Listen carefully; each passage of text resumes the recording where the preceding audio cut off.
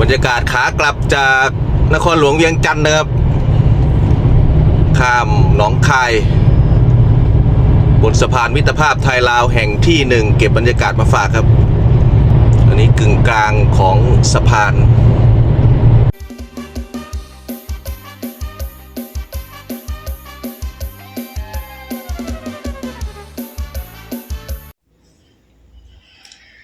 สบายดีพี่น้องสวัสดีค่ะพี่น้องจ๋ามาพบพ่อกับซ่องสาวตุกชาแนลอีกคือเก่าเด้อมาพอกันในช่วงยามดึกๆเด้อพี่น้องมื้อนี้ตอนนี้สาวตุกอัดคลิปเป็นเวลาประมาณ3 ทุ่มกว่าๆแล้วเนาะพี่น้องเนาะเดี๋ยวก็จะพากันเข้าไปนอนนั่นแหละพี่น้องอัดคลิปอันหยังแล้วเรียบร้อยอาบน้ำอาบในก็จะเข้าไปนอนแล้วเนาะพี่น้องเนาะแต่ก่อนจะเข้าไปนอนสาวตุกก็มีคลิปหนึ่งที่จะมาเว้าสู่พ่อแม่พี่น้องฟังเนาะพี่น้องคือมีทางพี่FC ทางสกลนครเนาะพี่น้องเพิ่นก็ได้หยิบยื่นโอกาสดีๆมาให้เจ้าตุกเนาะพี่น้องคือเพิ่นน่ะอยากให้เจ้าตุกน่ะเฮ็ดคลิปเกี่ยวกับชายแดนเนาะพี่น้องชายแดนระหว่างไทยกัมพูชาแล้วก็ชายแดนระหว่างไทยกับลาวเนาะพี่น้องเพิ่นให้เจ้าตุกน่ะมาเปรียบเทียบกันเนาะพี่น้องว่าระหว่างชายแดนกัมพูชาน่ะที่มีปัญหากันระหว่างไทยกับกัมพูชาเนาะพี่น้องจนเฮ็ดให้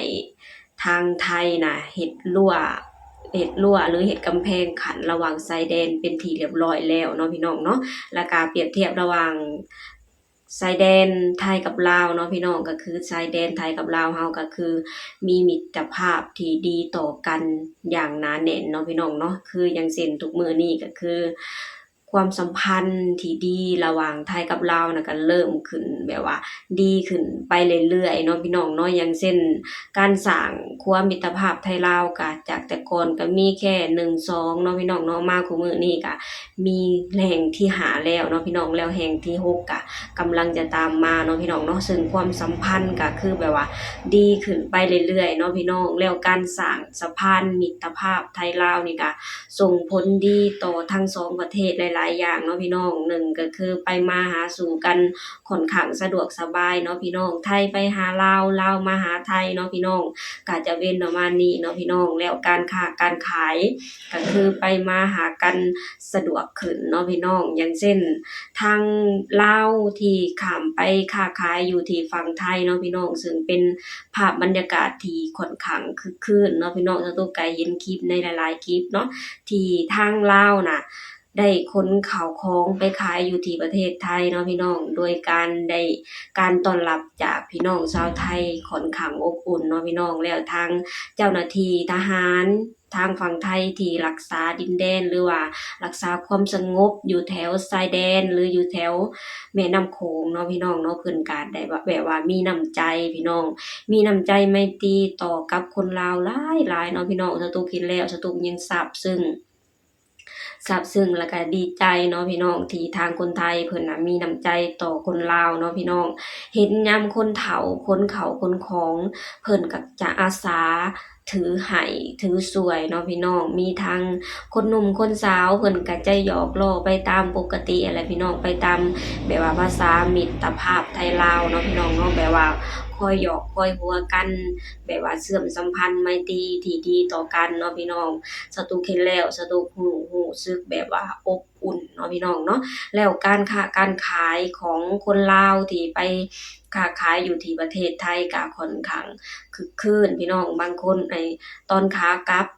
ตอนขาไปก็คือขนของขากลับมาก็คือขนเงินเนาะพี่น้องเนาะซึ่งเป็นภาพบรรยากาศที่มีความสุขเนาะพี่น้องทางไทยได้ของทางลาวได้เงินเนาะพี่น้องทางลาวขนของไปพอกลับมาแล้วก็มีความสุขพี่น้องที่ ได้เงินกลับมาจากการขายข้าวขายของเนาะพี่น้องเนาะก็จะเป็นประมาณนี้เนาะพี่น้องเห็นความสัมพันธ์ไมตรีแล้วก็มีความสุขเนาะพี่น้องเนาะแล้วทางคนไทยเนาะพี่น้องเพิ่นก็แบบว่าคอยสนับสนุนคอยซัปพอร์ตคนลาวน่ะในหลายๆเรื่องในหลายๆอย่างเนาะพี่น้องเนาะอย่างเช่นคนลาวไปทำงานอยู่ที่ประเทศไทยก็คือมีทางนายจ้างไทยน่ะคอยดูแลอย่างดีเนาะพี่น้องหางานดีๆให้มีสวัสดิการให้ทุกอย่างเท่ากับคนไทยเลยเนาะพี่น้องอันนี้คือสิ่งที่คนลาวได้รับจากคนไทยเนาะพี่น้องแล้วคือทางคนไทยน่ะเพิ่นบ่ได้ซัปพอร์ตคนลาวแค่อย่างเดียวบ่ได้ซัปพอร์ตแค่การทำงาน การทำงานอยู่ที่ประเทศไทยเนาะพี่น้องคือเพิ่นซัปพอร์ตทุกอย่างเนาะพี่น้องเนาะอย่างเช่นคนลาวเนาะพี่น้องคนลาวที่ทำ YouTube ในทุกมื้อนี่ก็คือส่วนมากน่ะมีแต่ทาง FC ฝั่งไทยนะพี่น้องที่คอยส่งกำลังใจคอยเบิ่งคลิปให้ตลอดเนาะพี่น้องเนาะอย่างสตุกทำ YouTube ก็ส่วนมากก็จะมีแต่ทางFC ฝั่งไทยเนาะพี่น้องที่เพิ่นคอย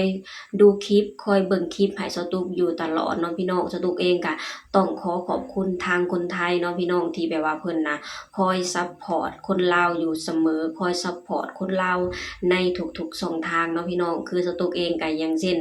FC ทางสกลนครเนาะพี่น้องเพิ่นก็คอยหยิบยื่นโอกาสดีๆคอยหยิบยื่นคลิปดีๆนะมาให้สตุกตลอดเวลาเนาะพี่น้องคือแบบว่าสตุกมักเด้พี่น้องมักเวลาที่มีทาง FC น่ะหยิบยื่นโอกาสดีๆหยิบยื่นคลิปมาให้สตุกเฮ็ดสตุกทำเนาะพี่น้องเพื่อเป็นการพัฒนาตัวเองไปในตัวเลยเนาะพี่น้องเนาะสตุกเองก็ต้องขอขอบคุณทาง FC ทางสกลนครเนาะพี่น้องที่เพิ่นน่ะแบบว่าหยิบยื่นโอกาสดีๆมาให้สตุกได้ทำคลิปอยู่ตลอดเวลาเนาะพี่น้องเนาะนี่แหละพี่น้องอันนี้ก็คือความสัมพันธ์ที่ดีระหว่างไทยกับลาวเนาะพี่น้องความสัมพันธ์ที่ดีระหว่างไทยกับลาวน่ะคือ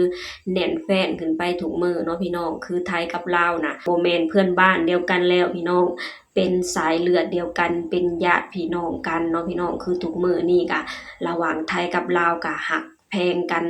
อย่างแน่นแฟ้นเนาะพี่น้องคือทุกมื้อนี้ก็เริ่มมีคู่ไทยคู่ลาวขึ้นมาหลายเพิ่มขึ้นเรื่อยๆเนาะพี่น้องเนาะระหว่างไทยกับลาวน่ะเดี๋ยวก็จะมีความแน่นแฟ้นขึ้นไปนำมื้อเนาะพี่น้องลูกหลานไทยกับลาวก็จะมีขึ้นมาเรื่อยๆเนาะพี่น้องเนาะสตุกน่ะดีใจในความสัมพันธ์นี้เนาะพี่น้องและสตุกเองก็อยากให้ความสัมพันธ์ดีๆแบบนี้น่ะอยู่ตลอดไปเลยเนาะพี่น้องเนาะคนลาวทุกคนดีใจพี่น้องดีใจทุกๆอย่างดีใจทุกๆเรื่องราวที่มีความสัมพันธ์ที่ดีต่อประเทศไทยเนาะพี่น้องเนาะเพราะว่าประเทศไทยเป็นประเทศที่ให้โอกาสคนลาวในหลายๆเรื่องเนาะพี่น้องอันนี้ก็คือความรู้สึกดีๆของสตุกเนาะพี่น้องที่มีต่อประเทศไทยเนาะพี่น้องเนาะชายแดน